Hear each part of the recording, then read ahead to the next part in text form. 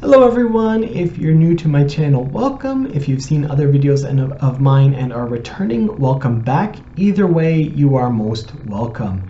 My name is Andrew, and before I start my video today, I just want to give a warning to parents who might have children who might overhear this. There will be some interesting facts about Father Christmas or Santa Claus that you may not wish them to hear just now. So you may want to watch this when they are not around. That's fair warning. And so I've got a question. What do feasts, giving presents, singing carols, putting up Christmas trees and wreaths, and Father Christmas all have in common? Well, if you have not read the title of this video, and if you're here, why haven't you? Why did you click on a video without seeing what it was about? But if you have, you would say that they're all Christmas traditions. But actually, believe it or not, they're all pagan traditions. And there are a lot of them that surround Christmas, and a lot of people don't even realize that they're pagan. So I'm going to get into a couple of them and kind of give a quick explanation about how they are. So before I start my list, the best way to understand how the pagans kind of saw the world was that they split the year into two parts. One part of the year was light and life, and the other part of the year was darkness and death.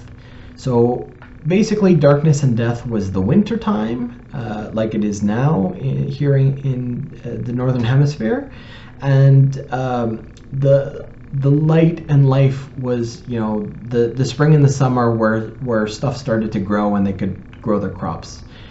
So a lot of the Christmas traditions that came from paganism were basically to try and bring life and light back to what they saw as darkness and death times. So this includes things like the 12 Days of Christmas, which originates from numerous pagan festivals all across Europe. It was usually celebrated about midwinter, and it was just, most of them were just ways of bringing light or life back into the darkness, like I said. Again, Christmas feasting and overindulgence also originated from pagan midwinter celebrations. And the original Christmas carols were not Christian hymns. Most of them were replaced by Christian hymns, but they were originally pagan seasonal songs to help drive away evil that existed in the dark and the death. And a lot of greenery was used in pagan times for around midwinter. They didn't have really a Christmas at that point. It definitely wasn't called that anyway. And they generally celebrated more midwinter or the winter solstice more than they actually celebrated the day of Christmas. But any greenery, like decking the halls with greenery, obviously like the carol that we sing today, putting wreaths on your door, setting up a Christmas tree. Again, they were all ways to bring back life and light into a dark and death time. Interestingly, holly did not originate as the blood of Christ. It originally was a symbol for the pagan king of winter, and as the carol goes, the holly and the ivy was a symbol of death and holly's partner. So the king of winter always brought death. And mistletoe that was hung up was always an ancient symbol of peace, reconciliation, and love. And people, forgive if you can hear that out there, that's just people talking in the hallway. Ancient pagans also used to burn the Yule log and candles, and they were lit to celebrate the rebirth of the sun, and to bring back, again, light into the darkness, or bring back life into the death. And they would keep them burning as people held their parties and their feasts and stuff and such like that. Right now, the current held belief is that Father Christmas, or Santa Claus, actually started life as a pagan god, and it was probably Odin. Interestingly enough, before I get into that, believe it or not, leaving out cookies and milk for Santa Claus even has roots in Scandinavian pagan customs. Potentially, there's some debate about this. Obviously, there's debate about exactly who Santa Claus originated as, but a lot of people believe it's Odin. They generally share a lot of the same physical characteristics, and at winter solstice, or Yule, as it was called then, Odin led a hunting party known as the Wild Hunt, and that happened in the sky every year, and he hunted on an 8-legged horse that could jump amazingly long distances, and similarly to the distances that reindeer could jump. So then it shifted to, well, he was on a reindeer, and then you get the idea of what Santa Claus is now. Even interestingly enough, New Year's celebrations were very pagan, and at one time the Council of Tours, which is so Charlemagne set up the Council of Tours in an effort to correct what he called religious inaccuracies and increase morals in his realm. And the Council of Tours looked at the New Year's celebrations and deemed them so pagan that they actually banned them for a while. They were later reintroduced by the Catholic Church as acceptable, but for a while there, Christians weren't allowed to partake in New Year's celebrations.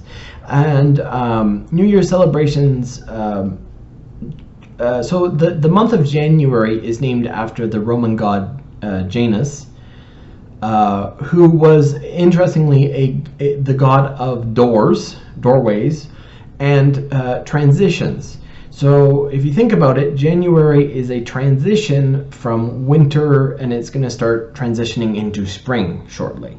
So that's why it was celebrated, and it was a celebration of, okay, we've survived another time of dark and death, and so now we will bring the light and cause the light to come forth. Even the idea of Christmas Day was pagan. Originally, Christmas Day was the date of the rebirth of the sun, and that was true long before it was the birthday of the Son of God. Basically, if you think about it, the winter solstice is the day in which there is the least amount of sunlight on Earth. And then every day you gain a little bit more sun. So if the winter solstice is the death of the sun, then each day after that the sun gets a little stronger, and so that is when the sun is reborn. And then it gets stronger and stronger and stronger and stronger, and eventually gets into spring, and then it's strongest in the summer, and then it starts getting old and dying in the fall, and then it dies again for winter. So that is how they viewed it. Now, a lot of these, so I said this in my Halloween video that was all about the pagan tradition that is Halloween. Halloween is completely pagan. Most of Christmas and the New Year's and all of the celebrations we do are pagan as well. But what Christianity and what Catholicism did very, very well at that time was that they would take traditions from those people they were trying to bring into Christianity and say, oh yeah, that's like our tradition, but you know, like, so for instance,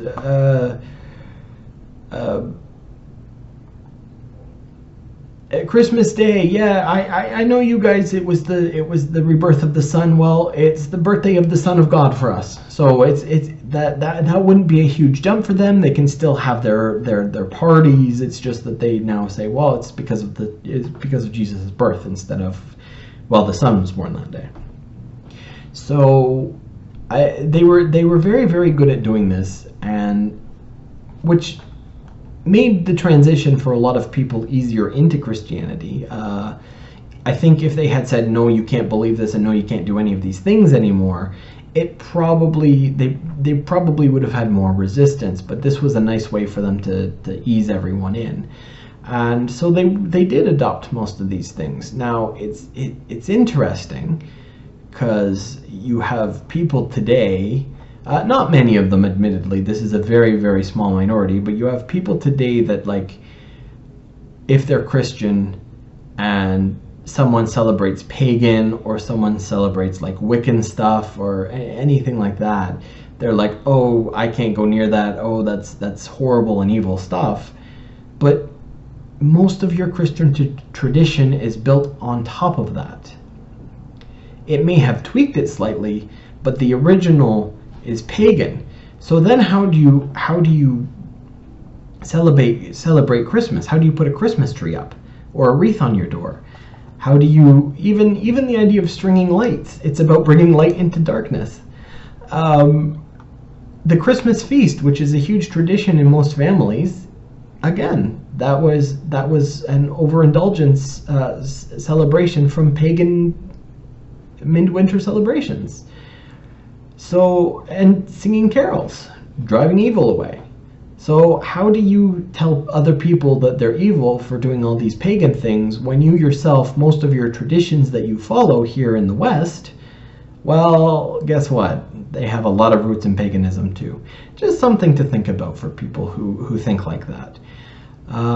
So that was this video. I hope you found it interesting. What do you think? Do you think that Christmas should be celebrated like this with all of the pagan roots, or do you think we should create some new type of Christmas to celebrate just for the Christians out there? Let me know what you think. If you like this video, hit the like button and subscribe, and if not, hey, that's totally up to you.